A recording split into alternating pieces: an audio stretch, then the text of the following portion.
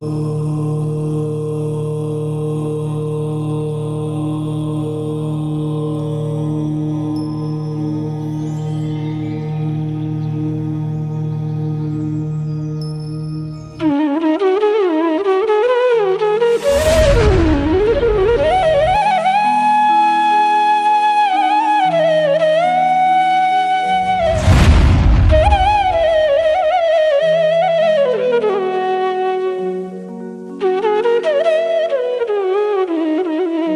जिनेन्द्र वंदे तु सर्वसिद्धे धुवे ममल मनोवमं गदिं पत्ते वोच्छामि समय पाहुड मिणमो सुद केवली भणिदम।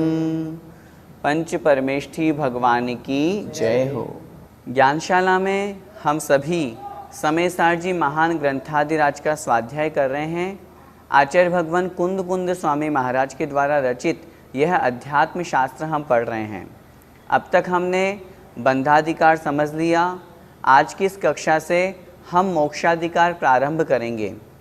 हम सभी जीव संसार में परिभ्रमण कर रहे हैं, उसका कारण है कर्मों का बंध। बंधाधिकार में हमने अच्छी तरह से इस बात को समझा था किस प्रकार जीव कर्मों के बंधन के कारण से संसार में भटकता है और अपने शुद्ध स्वरूप को प्राप्त नहीं कर पाता। मोक्षाधिकार का प्रारंभ भी इसी बात से आचार्य भगवान कर रहे हैं कि जीव को मोक्ष कब होता है। इस अधिकार में हम समझेंगे मोक्ष किसे कहते हैं, मोक्ष किन जीवों को प्राप्त होता है, क्या करने से मोक्ष की प्राप्ति होती है। हम सभी का लक्ष्य मोक्ष को प्राप्त करना है, तो इसलिए हमें क्या करना चाहिए, इन सब बातों का वर्णन इस अधिकार में हम समझेंगे। तो आइए प्रारंभ करते हैं मोक्षाधिकार गाथा क्रमांक 308।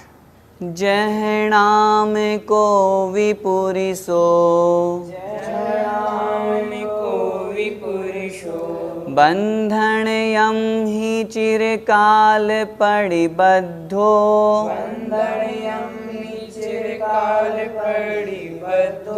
तिव्वं मंद सहावं, कालं च वियाणदे तस्य। बोलिए जय नाम को विपुरिसो, बंधन यम ही चिरकाल पड़िबद्धो, तिव्वं मंद सहावं, कालं च वियाणदे तस्य। जय नाम को विपुरिसो, बंधन यम ही चिरकाल पड़िबद्धो, तिव्वं मंद सहावं, कालं च वियाणदे तस्य। आइए गाथा का अर्थ देखते हैं। जय नाम को विपुरिसो, जह मतलब जैसे, जिस प्रकार, नाम मतलब नाम वाला, कोवि मतलब कोई भी, पुरुषो मतलब पुरुष। आचार्य भगवान कुंद कुंद स्वामी महाराज का यहाँ पर मोक्षाधिकार प्रारंभ हो रहा है और मोक्ष को समझाने के लिए वो एक उदाहरण के माध्यम से, दृष्टांत के माध्यम से हमें बता रहे हैं। जैसे कोई नाम वाला पुरुष बंधन यम ही अर्थात बंधन में, चिरकाल पड़िबद्धो, चिरकाल बहुत लंबे समय तक, बहुत दीर्घ काल तक, पड़िबद्धो अर्थात प्रतिबद्ध है, बंधा हुआ है। जैसे कोई नाम वाला पुरुष अर्थात कोई भी व्यक्ति बहुत लंबे समय तक उस बंधन में, किसी पाश में अथवा किसी जाल में अथवा किसी बंधन में वो बंधा हुआ है। तिव्वम मंद सहावम, तिव्वम अर्थात तीव्र, मंद अर्थात मंद, सहावम अर्थात स्वभाव को, तीव्र स्वभाव को और मंद स्वभाव को। वह जो बंधन में बंधा हुआ है उस बंधन की तीव्र स्वभाव को अर्थात बहुत अधिक जकड़ा हुआ है अथवा बहुत ढीला जकड़ा हुआ है, बंधन में बंधा हुआ है, उस स्वभाव को, कालम च और काल को भी, काल मतलब समय को भी, समय से तात्पर्य वह कितने समय तक रहेगा, 2 महीने तक जेल में रहेगा अथवा 6 महीने तक रहेगा अथवा वह जिस स्थान पर बंधा हुआ है, जिसको बांधा है, वो कितने समय तक रहेगा, वह उस काल को भी, च मतलब और, वियाणदे अर्थात जानता है, तस्य अर्थात उसके किसके, कर्म के, बंध के। यहाँ तो पहले तो उदाहरण दे रहे हैं, इसलिए यहाँ कर्म नहीं लगाना है, यहाँ तो सामान्य बंधन की बात चल रही है। उदाहरण को एक बार फिर से देखें। जहनाम को विपुरिसो, जह अर्थात जिस प्रकार, कोई नाम वाला पुरुष। आचार्य भगवान की सबसे बड़ी विशेषता है, वे उदाहरण के माध्यम से हमें समझाते हैं। पहले दृष्टांत देते हैं, फिर दृष्टांत समझाते हैं। तो दृष्टांत में यहाँ कह रहे हैं, जैसे कोई नाम वाला पुरुष बंधन यमी अर्थात बंधन में, चिरकाल परिबद्धो बहुत लंबे समय तक बंधा हुआ है, अथवा बहुत लंबे समय से बंधा हुआ है, बहुत लंबे समय से वह उस बंधन में बंधा हुआ है। और बंधन के तीव्रम मंद सहावम, अंत में दिया हुआ है तस्य, तस्य मतलब उसके, उस बंधन के तीव्रम मंद सहावम, तीव्र अथवा मंद अर्थात कमजोर, सहावम अर्थात स्वभाव को, कालम च और उस बंधन के काल को भी वियाणदे जानता है। चूँकि आज की इस कक्षा में हम 3 गाथाएं पढ़ेंगे जो एक साथ दी हुई हैं, जिसमें प्रारंभ की 2 गाथाओं में दृष्टांत उदाहरण है और फिर तीसरी गाथा में आचार्य भगवान दृष्टांत अर्थात सिद्धांत समझाएंगे। इसलिए अभी ये बात पूरी नहीं हुई है, अगली गाथा में ये बात पूरी होगी। अभी इस गाथा में हमें क्या समझना है, जैसे कोई नाम वाला पुरुष बहुत लंबे समय से किसी बंधन में बंधा हुआ है, वो उस बंधन के तीव्र और मंद स्वभाव को भी जानता है और उसके समय को भी जानता है। और आगे की गाथा में हम 309 नंबर की गाथा में इस बात को पूरा करेंगे। आइए इस गाथा का हम भावार्थ समझते हैं। जैसे बंधन में बहुत समय से बंधा हुआ कोई पुरुष उस बंधन के तीव्र मंद स्वभाव को और उसके काल को जानता है। आगे अगली गाथा में इस बात को पूरा करेंगे। देखें गाथा क्रमांक 309। 309 नंबर की गाथा से पहले 308 नंबर की गाथा का पद्यानुवाद देखते हैं। मैं पाश से कसे कसा करके कसा हूँ, बंधानुभूति करता चिर से लसा हूँ। यो बंध बंध फल बंधित गीत गाता, कोई मनो पुरुष है तुमको दिखाता। इस पद्यानुवाद में आचार्य श्री इस गाथा का भावार्थ बहुत अच्छी तरह से समझा रहे हैं कि जैसे पाश, पाश का मतलब बंधन, बंधन में कोई कस कस के बहुत अच्छी तरह से कसा हुआ है, मतलब बंधा हुआ है, बंध की अनुभूति भी बहुत लंबे समय से कर रहा है। इस प्रकार वह जीव बंध और बंध के फल दोनों से बंधा हुआ होकर के गीत गाता रहता है। मानो, मनो अर्थात मानो, कोई पुरुष इस प्रकार से बंधन को जानता है, अर्थात सिर्फ पहचानता है। और आगे क्या कह रहे हैं, देखें गाथा क्रमांक 309 में। जदिणविको वदिच्छेदं, न मुञ्चति तेन कं बन्धेन,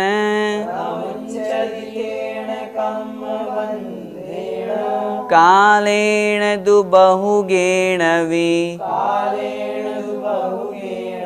न सोणरोपावधि विमोक्षम्। बोलिए एक साथ। जदिणविको वदिच्छेदं, न मुञ्चति तेन कं बन्धेन, कालेन दुबहुगेण वि, न सोणरोपावधि विमोक्षम्। जदिणविको वदिच्छेदं, न मुञ्चति तेन कं बन्धेन, कालेन दुबहुगेण वि, न सोणरोपावधि विमोक्षम्। गाथा का अर्थ देखें। जदिणवि कुवदि छेदम, जदि अर्थात यदि वह जीव, णवि मतलब नहीं करता है, कुवदि मतलब करता है, छेदम अर्थात छेदन को, णमुंचदि तेन कम बंधेन न मुंचदी नहीं छूटता है। तेण मतलब उस, कम बंधेण कर्मों के बंधन से। पिछली गाथा में हमने क्या समझा था, जैसे कोई नाम वाला पुरुष है, बहुत लंबे समय तक वह बंधन से बंधा हुआ है, वह उस बंधन की तीव्र और मंद भाव को, स्वभाव को भी जानता है, काल को भी जानता है। परंतु अब वहाँ तक बात हो गई थी, अब उसके आगे यहाँ कह रहे हैं, परंतु यदि वह जीव नविकुवदि छेदम, उस बंधन का छेद नहीं करता है, न मुंचदि तेण कम बंधेण, तो फिर वह कर्मों के बंध से नहीं छूट सकता। क्या मतलब, सिर्फ जानने मात्र से कुछ नहीं होगा, जानने के साथ में तद्रूप आचरण भी करना जरूरी है। उसने उस कर्मबंध के स्वभाव को जान लिया, जानने के पश्चात जब तक वो उस बंधन को नहीं तोड़ेगा, उसको नष्ट नहीं करेगा, समाप्त नहीं करेगा, तब तक वह कर्म के बंध से नहीं छूट सकता। कालेण दु बहुगेणवी, आगे कह रहे हैं आचार्य भगवान, कालेण अर्थात काल में, दु मतलब परंतु, बहुगेणवी अर्थात बहुत काल में, बहुत समय होने पर भी, कहने का तात्पर्य है यदि वो उस बंधन को नहीं काटता है तो बहुत समय होने पर भी नसो नरो पावदि विमोक्षम, न मतलब नहीं, सो मतलब वह, नरो मतलब मनुष्य, वह पुरुष, पावदि प्राप्त करता है, विमोक्षम अर्थात मोक्ष को, न मतलब नहीं, अर्थात बहुत समय हो जाने पर भी वह मनुष्य मोक्ष को अथवा उस बंधन से छुटकारे को प्राप्त नहीं कर पाता है। उस बंधन से छुटकारे को प्राप्त कब हो पाएगा, जब वो उस कर्म के बंध को छोड़ेगा, उस कर्म के बंध को नष्ट करेगा। क्या मतलब, पिछली गाथा से इस गाथा को हमें जोड़ना है। पिछली गाथा में हमने समझा था कि वह जो कोई नाम वाला पुरुष है, उदाहरण के माध्यम से, वह उस बंधन के स्वभाव को जानता है, तीव्र स्वभाव को भी, मंद स्वभाव को भी, वो उसके काल को भी जानता है कि इसका इतना समय है, इतने समय तक मुझे इसमें बंधे हुए रहना है। लेकिन मात्र जानने से कुछ नहीं होगा। उसी बात को आचार्य भगवान इस गाथा में कह रहे हैं, यदि अर्थात यदि नविकुवदि छेदम, वह छेदन नहीं करता है, अर्थात उसको नष्ट नहीं करता है, तेण कम बंधेण न मुंचदी, जब तक वो छेदन नहीं करता है तब तक वह कर्म के बंधन से नहीं छूटता है, उसको नष्ट नहीं कर सकता, उससे छुटकारा प्राप्त नहीं कर सकता। कालेण दु बहुगेणवी, इस अवस्था में रहने पर बहुत काल भले ही क्यों न बीत जाए, बहुत समय क्यों न हो जाए, सो नरो विमोक्षम न पावदी, वह जो मनुष्य है वो मोक्ष को प्राप्त नहीं कर पाता, अर्थात छुटकारा प्राप्त नहीं कर पाता।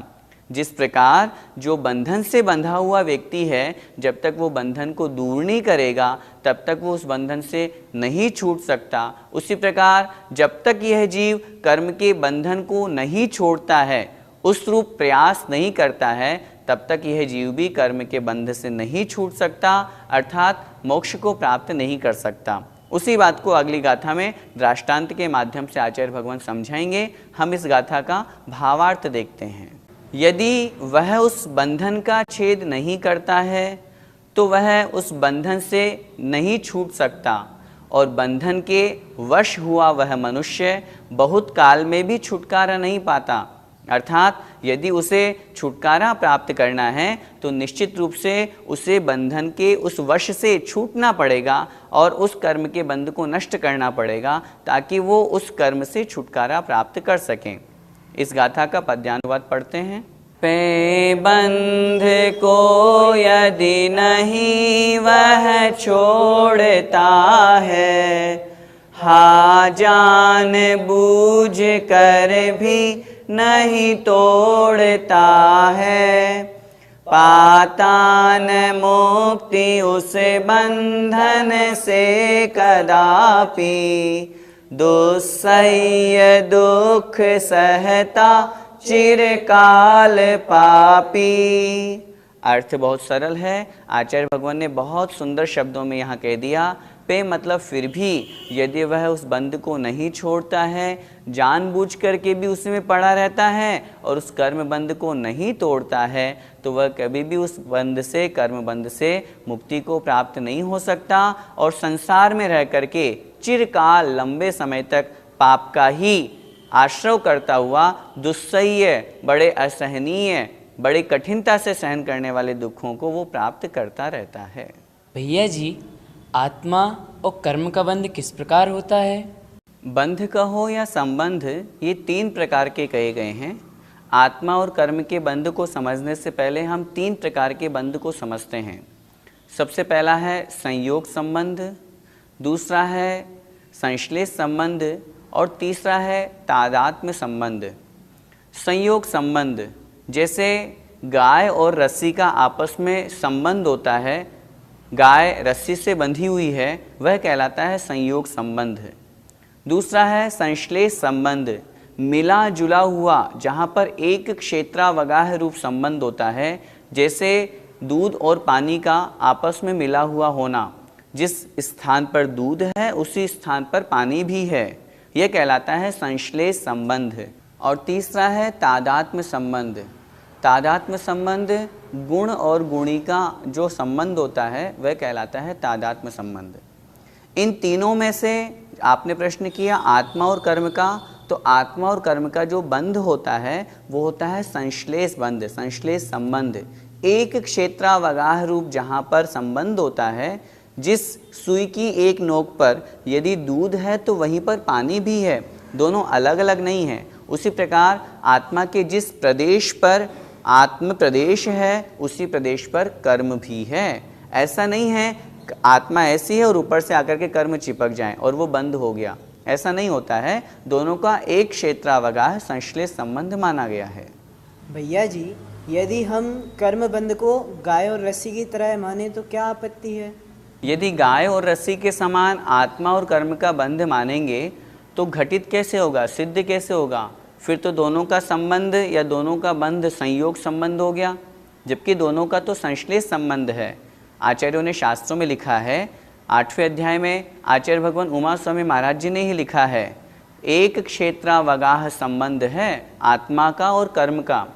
कुछ लोग जो एकांत पक्ष की मान्यता रखते हैं वो ऐसा ही मानते हैं कि गाय के ऊपर रस्सी जैसे बंधी हुई है वैसे ही हमारे आत्मा के ऊपर कर्म बंधे हुए हैं, दोनों अलग अलग हैं। लेकिन ऐसा नहीं है, दोनों का एक ही क्षेत्र पर स्थान है।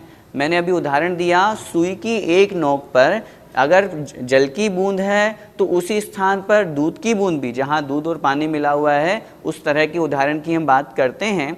तो जिस बूंद पर, सुई की एक नोक पर जो बूंद है उस पर दूध है तो उसी में पानी भी है, अलग अलग नहीं है कि पहले दूध आ गया उसके ऊपर से पानी आ गया। दोनों मिले जुले हुए हैं, एक क्षेत्रावगाह, एक ही प्रदेश पर दोनों हैं। हमें यही मानना पड़ेगा।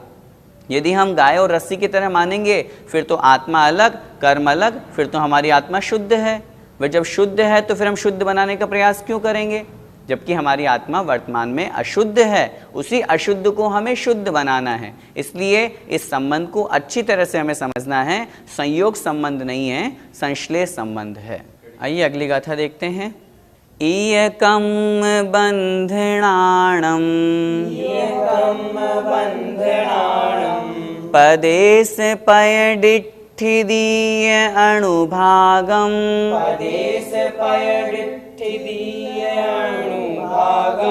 जानन्तो विणमुञ्चदि मुञ्चदि सौवे जदि विशुद्धो। बोलिए, इयकम बंधनाणम पदेश पैडिठ्ठिदीय अणुभागम जानन्तो विणमुञ्चदि मुञ्चदि सौवे जदि विशुद्धो। इयकम बंधनाणम पदेश पयडिठ्ठिदीय अणुभागम जानन्तो विणमुञ्चदि मुञ्चदि सौवे जदि विशुद्धो। पिछली 2 गाथाओं में दृष्टांत के माध्यम से समझाया, अब इस गाथा में दृष्टांत सिद्धांत बता रहे हैं। अर्थ देखें।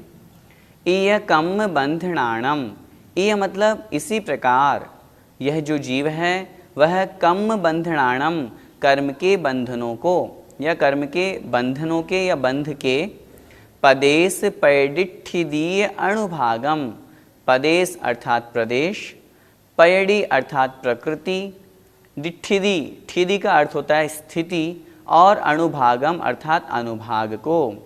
इस प्रकार यह जीव कर्म बंध के प्रकृति, प्रदेश, स्थिति और अनुभाग को जानंतो भी न मुंचदी, जानंतो भी जानता हुआ भी न मुंचदी नहीं छूटता है। क्या मतलब? पिछली जो 2 गाथा हमने पढ़ी उनका संक्षिप्त भाव एक बार फिर से यहाँ हम स्मरण करते हैं। जिस प्रकार कोई नाम वाला पुरुष है वह बंध में बंधा हुआ है, बंधन में उसके मंद और तीव्र स्वभाव को भी जानता है, समय को भी जानता है, लेकिन मात्र जानने से वह उस बंधन से मुक्त नहीं हो सकता, अपितु जब तक वह उससे छूटता नहीं है तब तक वह उस कर्म के बंधन से मुक्त नहीं हो सकता। तह अर्थात यह उसी प्रकार यह जीव कर्म के बंध के प्रकृति, प्रदेश, स्थिति और अनुभाग जो 4 प्रकार के बंध के भेद कहे गए हैं, जानन तो विण मुंचदी, इनको वह जानता हुआ भी नहीं छूटता है। क्यों नहीं छूटता है या कब छूटता है? मुंचदी सव्वे यदि विशुद्धो, मात्र जानने मात्र से वह कर्म के बंधन से नहीं छूट सकता। मुंचदी छूट जाता है, सव्वे मतलब सभी कर्मों से, यदि मतलब यदि, विशुद्धो वह विशुद्ध होता है। लेकिन जब वह जीव विशुद्ध हो जाता है, रागादि भावों से रहित हो जाता है, तो वह कर्मों के बंधन से छूट जाता है। मात्र जानने मात्र से नहीं छूटता, जब वह शुद्ध होता है, वीतरागी होता है, तब वह उन कर्मों के बंधन से छूट जाता है। यह समझना चाहिए। भावार्थ देखें। इसी प्रकार जीव कर्म बंधनों के प्रदेश, प्रकृति, स्थिति और अनुभाग को जानता हुआ भी कर्म बंध से नहीं छूटता है। यदि वह रागादि को दूर कर शुद्ध होता है तो संपूर्ण कर्म बंध से छूट जाता है। भैया जी, इन चारों बंधों का क्या स्वरूप है? जो बंध है वो किनका होता है? कर्मों का होता है। कर्म होने के बाद उन्हें हम, या यूं कहें बंध होने के बाद हम उन्हें कर्म कहते हैं। बंध होने के पहले वे कार्मण वर्गणाएं हैं। कार्मण वर्गणाओं का कर्म रूप में परिणत होने का नाम है बंध। वह बंध 4 प्रकार का होता है: प्रकृति, प्रदेश, स्थिति और अनुभाग। पहला है प्रकृति बंध। प्रकृति का मतलब स्वभाव। जो कार्मण वर्गणाएं आत्मा में आई हैं, प्रवेश हुई है, आत्मा से एक में एक हुई है, उनका क्या स्वभाव है, वो क्या काम करेंगी। जो प्रकृतियां आई हैं, जैसे ज्ञानावर्णी की प्रकृति है वो ज्ञान के ऊपर आवरण डालेगी, मोहनी की है वो हमें राग द्वेष करवाएगी, अंतराय है वो हमारे लिए विघ्न डालेगी। इस तरह से जो है ये प्रकृति मतलब स्वभाव, नेचर, उसका नेचर क्या है वो कहलाता है प्रकृति बंध। दूसरा है प्रदेश बंध। प्रदेश का मतलब क्वांटिटी। जो कार्मण वर्गणाएं आ रही है वो कितनी हैं वो कहलाता है प्रदेश बंध। आत्मा के साथ में आ गई, अभी कितने समय तक रहेगी, जो टाइमिंग पीरियड कहलाता है वह है स्थिति बंध। कितने समय तक हमारे आत्म प्रदेशों के साथ में इनकी स्थिति बनी रहेगी, वो जो काल की मर्यादा है वह कहलाता है स्थिति बंध। और अनुभाग बंध। अनुभाग का मतलब होता है फल। जो फल देने की शक्ति है वो तीव्र है, मंद है, मंदतर है, अनेक अपने परिणामों के अनुसार उन अनुभाग में और स्थिति में अंतर पड़ता है। तो इस प्रकार ये 4 प्रकार के बंध कहे गए हैं। भैया जी, क्या अन्य धर्म वाले कर्म के बंध को नहीं मानते? अन्य धर्म में कर्मों को ही नहीं माना गया तो कर्म के बंध को कैसे मानेंगे। उनके शास्त्रों को हमने देखा, पढ़ा, समझा। किसी भी शास्त्र में अन्य धर्म के कहीं पर भी कार्मण वर्गणाएं इस तरह से आती है, आत्मा से चिपकती है और आत्मा इस प्रकार कर्म के बंध से युक्त होता हुआ संसार में परिभ्रमण करता है, ये प्रक्रिया उनके यहाँ लिखी ही नहीं है। हमारे यहाँ जो द्रव्य कर्म, भाव कर्म, नो कर्म बताए गए हैं, ज्ञानावर्ण आदि जो 8 प्रकार के कर्म भेद किए गए हैं, ये अन्य धर्मों में नहीं किए।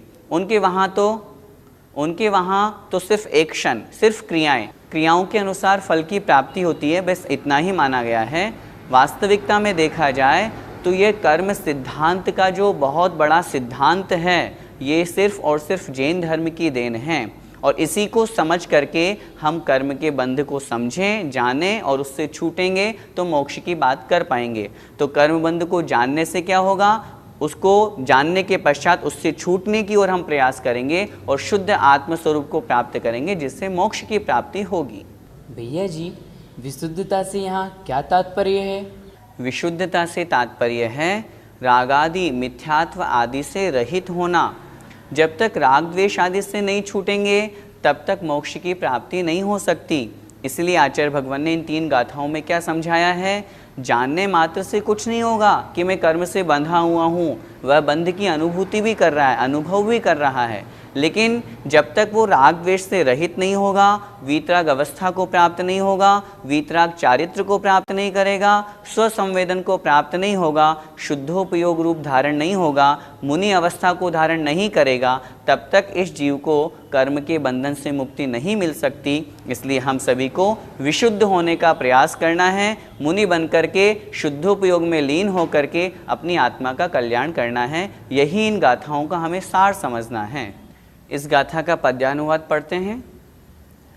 त्यों कर्म कर्म स्थिति कर्म प्रदेश जाने, ओ कर्म की प्रकृति ओ अनुभाग माने, छोड़े न बंध यदि जान सराग होते न मुक्त मुनि मुक्त विराग होते। स्पष्ट 2 पंक्तियों में अंत में कह दिया आचार्य भगवान ने कि जब तक मुनि बन करके विराग राग से रहित नहीं होते हैं तब तक मुक्त न होते, मुक्त अवस्था को प्राप्त नहीं हो सकते। इसलिए मात्र रागी होकर के जानना नहीं है, बल्कि जान करके राग द्वेष को छोड़ करके वीतरागी बन करके और फिर उस कर्म के बंधन से हम छूट सकते हैं। जय जिनेंद्र।